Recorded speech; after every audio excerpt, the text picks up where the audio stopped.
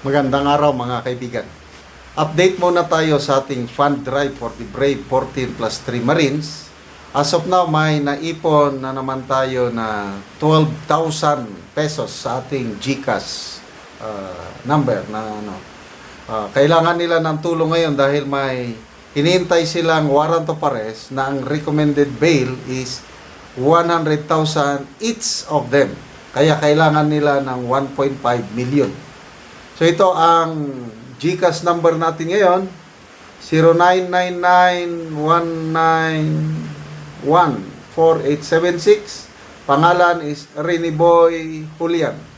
Address niya is Panipuan City of San Fernando, Pampanga. Pwede na rin kayong magpadala sa Sendwave, Palawan, Cebuana sa number na ito. Bigyan natin ng reaction, opinion, itong post ang balita ngayon. Payag ito ni Attorney Ligutan tungkol sa pagpapakumbaba at kung sino ang mayabang. Sabi ni Ligutan, ang defense ang kailangan paalalahanan sa pagpapakumbaba. Binalikan ni Private Prosecutor Attorney Amando Ligutan na ang defense team sa impeachment trial ni Vice President Sara Duterte matapos siyang punahin kaugnay ng humility o pagpapakumbaba sa paraan ng pagtatanong. If there is somebody who needs to be reminded about humility, it is the defense.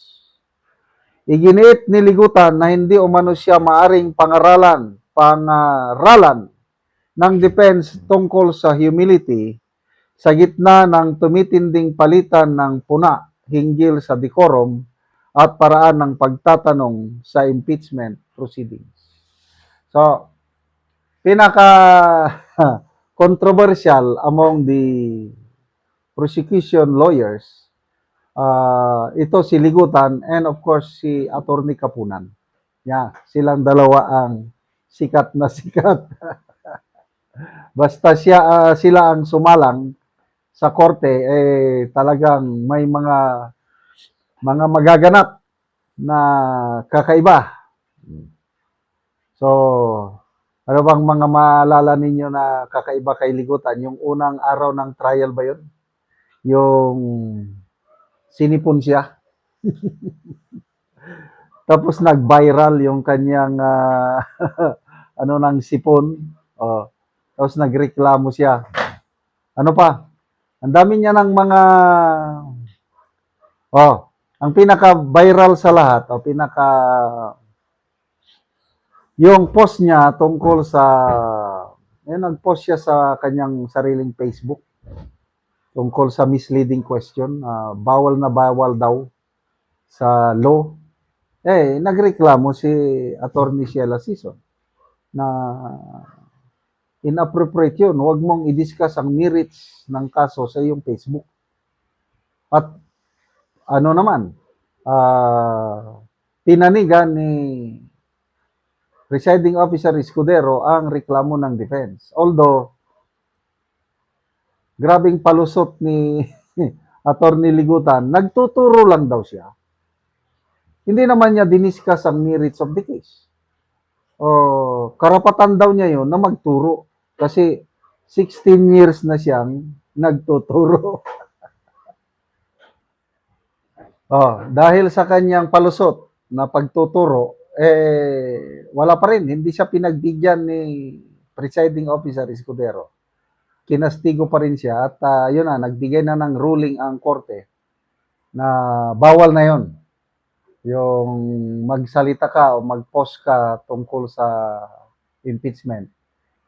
So, strike to policy ang sinakatuparan. At first warning, pag ulitin pa ulit, ayun na, may multa ka ng 30,000, which is good. So yung pagsasabi niya na nagtuturo lang ako, ayun, tinirada naman siya, pinatutsadaan siya ni Attorney Edward Chico. Sabi ni Attorney Edward Chico, dahil sa impeachment, Nalaman ko na taga-Leyte si attorney. Ligutan from simple middle income family, 16 years na sa practice at di lang abogado kundi isang guro at nagtuturo rin siya sa Facebook. Di ba pahaging na yon? Kung magturo ka, doon ka sa eskwelahan, sa college of law, sa classroom. Facebook, mag-post ka para lang maturuan mo ang iyong mga estudyante. Diba? Kalokohan na yon. But anyway, ito na, sa susunod, impeachment trial, I think August 2 na ata ang next na trial. Ang prosecution magpre-present ng dalawang active AFP colonel. Nakalimutan ko yung mga pangalan. Kaya lang, hindi sila yung humawak ng confidential funds ni BP Sara. Sila yung parang gumamit ba ng I think 15 million na pondo para sa Youth Leadership Summit. Itong Youth Leadership Summit, ginagawa ito ng Armed Forces of the Philippines. Tinatawag ang youth, mga estudyante, para ma-educate sila tungkol sa recruitment ng CPP-NPA sa mga eskwelahan. Para ma-aware sila, baka mamaya maging biktima sila sa recruitment. Tapos mamaya nandun na sila sa kabundukan. So, magandang programa ito, yung Youth Leadership Summit. Mayroong parang nakasama sa report ng OBP na 15 million ang nagamit sa Youth Leadership Summit. So itong dalawang kernel na ito, parang sila yung supposed to be nakatanggap. Kaya lang sinasabi nila, wala man daw silang natanggap. Kaya yun ang mag-a-appear. Huwag kayo mabigla, may active officers, mga colonel sila, na magtistigo sa susunod na trial. Salamat mga kaibigan sa inyong pagsubaybay sa channel na ito. Nakakatulong kayo ng malaki sa tribong Talanding ng Bukidnon dahil ang sweldo natin sa channel na ito is pantulong sa tribo.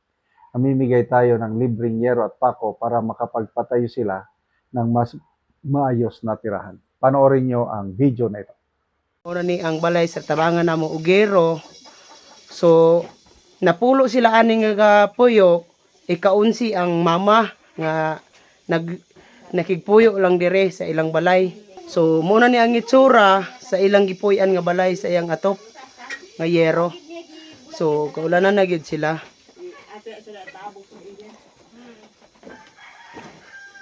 So muna na gid gidagkuon sa buslot sa ilang balay.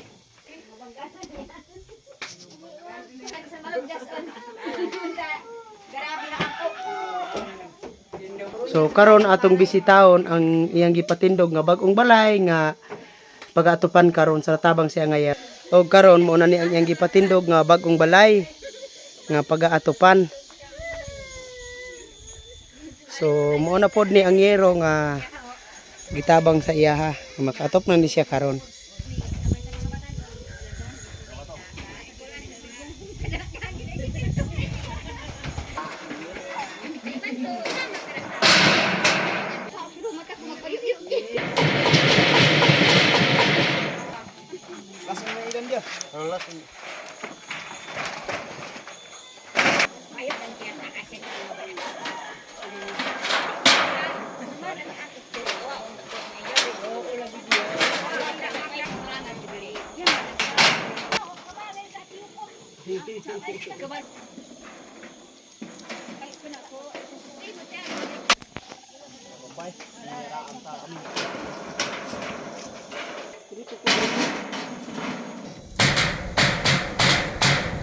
O karon humanagid sa pag-atop ang ginatabang nga yeros makita nato nga nakaatop na gid sila sa ilang balay nga gipatindog. Matusun nga Mat sa Ginoo nagtabang sa sin nga nagbalay na ko. Dili na ko makigpuyo sa kan. Inaanak ko'y balay. Dili na ko makigpuyo sa akong ginikanan. So, pila na katuig nga nakigpuyo lang ka sa imong ginikanan? Sa katuig, Isa ka tuig. So, pila mo nga nagsuon nga nakigpuyo lang sa imong ginikanan? napulo. Napulo mo. So, isa lang kabalay yung gipuyan. O mat sa tabang nga kabalay na ko karon. Pang tabang di ko kabalay. Salamat sa Ginoo nga nagbalay na ko. Salamat kaayo.